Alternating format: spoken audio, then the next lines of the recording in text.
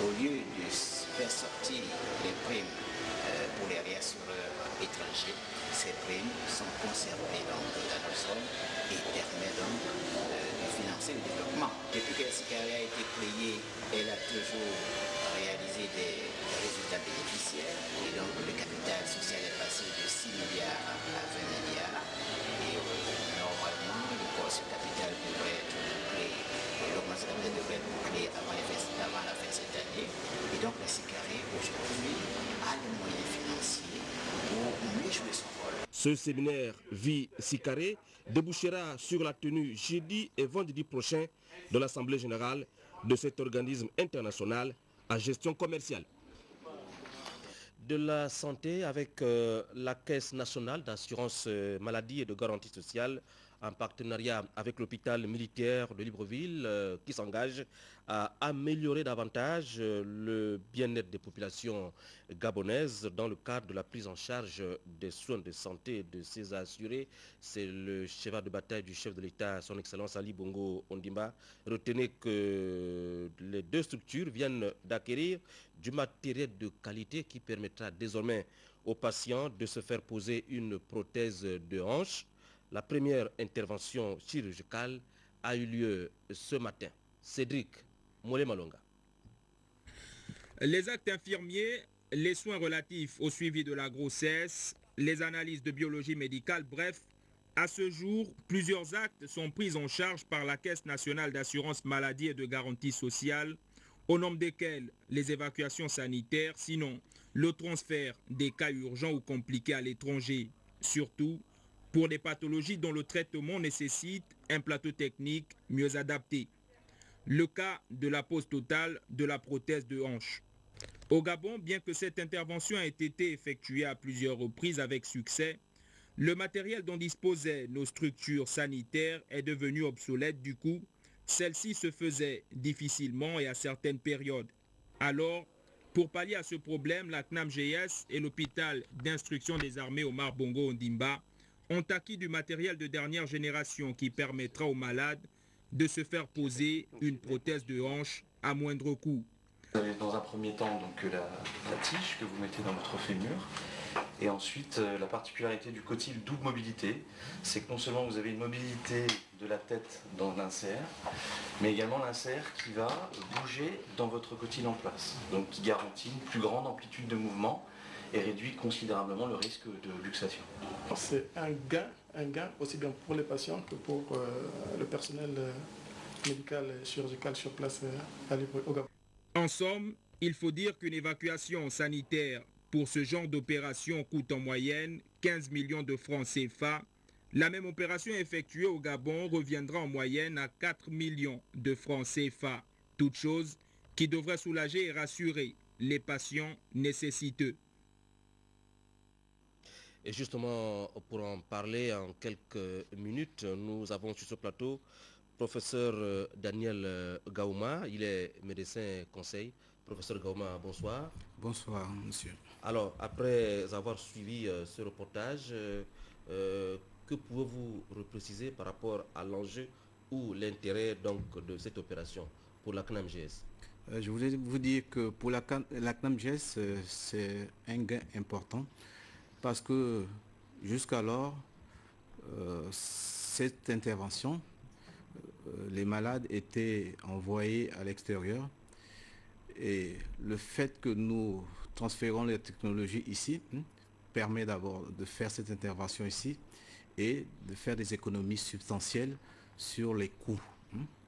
Et nous apportons également, nous améliorons le savoir-faire de nos chirurgiens puisque nous leur apportons du matériel de nouvelle génération. Et également, nous avons fait venir un professeur, un expert en la matière. Oui, professeur Farizon. Le professeur Farizon, voilà, qui, avec ses collègues, donc, travaille en tandem durant cette semaine chirurgicale.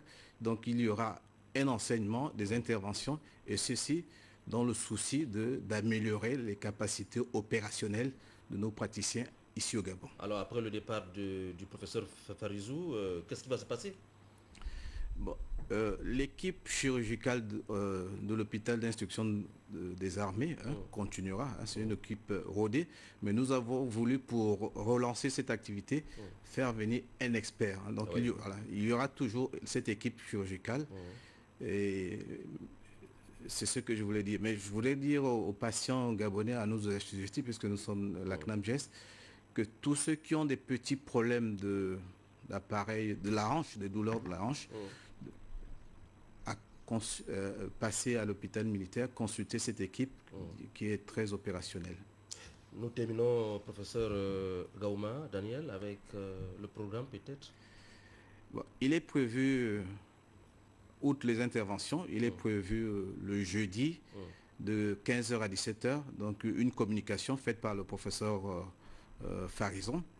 Sont conviés tous les médecins chirurgiens, orthopédistes, mais toute la communauté médicale, pour échanger avec le professeur Farison.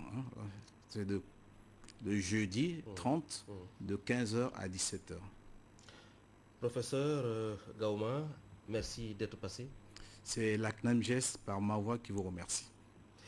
Restez avec nous, nous restons dans le volet santé avec ces militaires gabonais qui étaient pendant 5 jours en formation sur la lutte contre le VIH-Sida.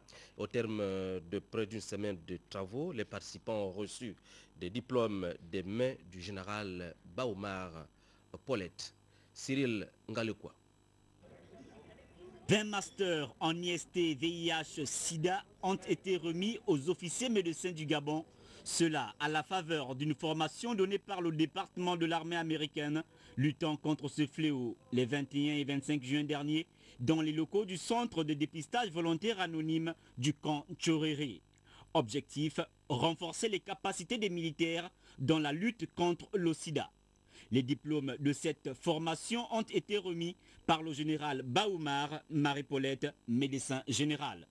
J'ai le prestigieux honneur de clore cette formation de formateurs dénommée Masters Trainers, offerte par l'ambassade des États-Unis d'Amérique par le biais du département américain de prévention dans la lutte contre le VIH-Sida.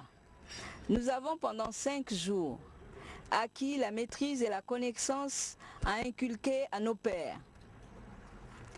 Là commence le travail. Vous allez, dès votre arrivée dans votre région militaire, former 25 personnes chacun. Et vous recevrez tout de suite les mesures d'accompagnement. À partir de maintenant, nous devons nous intéresser en tant que relais de formation à toutes les évolutions de la prévalence afin de participer de manière significative à la baisse de la prévalence dans tout le pays. Les récipiendaires n'ont pas manqué d'expression. Ce que nous souhaitons tous, c'est le changement de comportement pour que le risque soit le moins possible dans notre pays et dans les corps. Dans les corps, parce que c'est des populations, des groupes particulièrement vulnérables. Cette corde de plus à l'arc des agents du programme militaire de lutte contre le sida va leur permettre de mieux sensibiliser les corps habillés au sein des casernes. Nous bouclons ce journal avec ces déflatés de Gabon au Télécom, Libertis, qui sont montés au créneau ce matin en organisant un sit-in, témoignage de leur mécontentement pour la non-application des mesures arrêtées après le processus de privatisation de Gabon Télécom Libertis. Biogou Mikala, Fidèle Minko. Reportage. Les déflatés de Gabon Télécom Libertis sont en colère. En témoigne le sit-in organisé ce jour au sein du ministère du Budget. Le collectif revendique la prise en compte de toutes les mesures qui avaient été arrêtées au lendemain du processus de privatisation de Gabon Télécom et Libertis. Il y a eu 2 demandes d'audience. Ça fait au moins 2 semaines, si ce n'est un peu plus, que nous sommes ici. Et il n'y a pas de suite. Nous déplorons le manque d'intérêt des autorités pour les problèmes que nous posons. Ce sont elles qui sont nos autorités et ce sont elles qui sont habilitées à les régler. Les problèmes qui nous amènent ici sont ceux de la mauvaise exécution du plan social de 2008 et même celui de 2006 qui pose énormément de problèmes. Parmi ces problèmes, Il y a l'accompagnement au niveau de l'ENE pour les contractuels dits de droit privé, hein, quant à leur réinsertion. Et celui de l'équité. La résolution 9 de notre plan social consacrait l'équité, c'est-à-dire le même traitement pour tous les agents. Or, nous nous retrouvons devant un fait. Il y a 4, 5, 6 agents aujourd'hui bien identifiés qui ont bénéficié d'un traitement, je ne sais pas comment le qualifier. Oui, ils ont bénéficié de plusieurs milliards en fait. La résolution 10 qui consacre la transactionnelle, nous ne nous retrouvons pas là-dedans. Les deux plans sociaux ne devaient pas s'éloigner l'un de l'autre. Les déflatés de ces deux entreprises réclament également le paiement de leurs droits pour avoir travaillé à la fois à Gabon Télécom et à Libertis, autrement dit la mutualisation. Et puis, ces quelques communiqués de dernière minute, le président de l'Assemblée nationale qui informe les honorables députés que le programme des travaux de l'Assemblée nationale pour la journée du mercredi 29 juin, demain, est établi comme suit: 10 h, réunion du bureau; 11 h, réunion de la conférence des présidents; 14 h, réunion de la séance plénière. La présence des députés concernés par ces séances de travail est vivement souhaitée. Ginzouba Ndama et Antoine de Padou Mbumbu Miakou, qui ont reçu aujourd'hui à leur cabine de travail l'ambassadeur d'Italie au Gabon en fin de mission. L'ambassadeur du Royaume du Maroc qui informe l'ensemble de la communauté marocaine résidant au Gabon que le référendum sur la nouvelle constitution sera organisé à l'ambassade le vendredi 1er juillet 2011 de 9 h à 18 h et le samedi 2 juillet 2011 de 9 h à 15 h. Le vote sera également organisé à Port-Gentil le dimanche 3 juillet de 9 h à 18 h dans les locaux de la société Soga Pips située au nouveau port de la capitale économique. À cet effet, l'ambassade invite les ressortissants marocains à participer massivement à ce scrutin muni d'une pièce d'identité marocaine. Pour plus d'informations, prière contacter l'ambassade au numéro 44 48 92.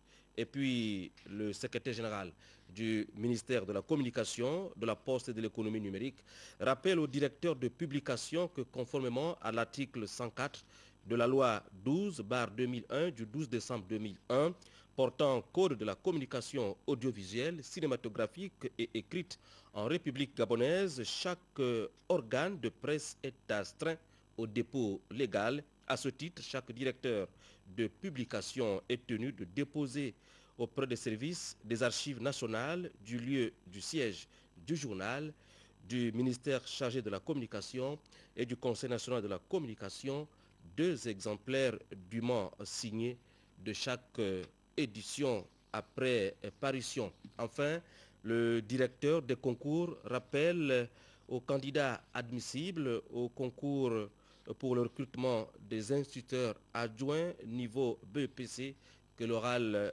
d'entretien a lieu demain mercredi 29 juin à 8 h à l'ENSA, à côté du lycée d'application Nelson Mandela pour le centre de Libreville. Pour l'intérieur du pays, les directeurs d'académie provinciale, en collaboration avec les superviseurs, prendront toutes les dispositions nécessaires pour le bon déroulement de cette épreuve. Les candidats se présenteront munis d'une pièce d'identité en cours de validité. C'est la fin de ce journal que réalisait de main de maître Pierre-Charles Savage au Lago Vandji, supervisé par Cyril Ngaluko. À demain, 20 h.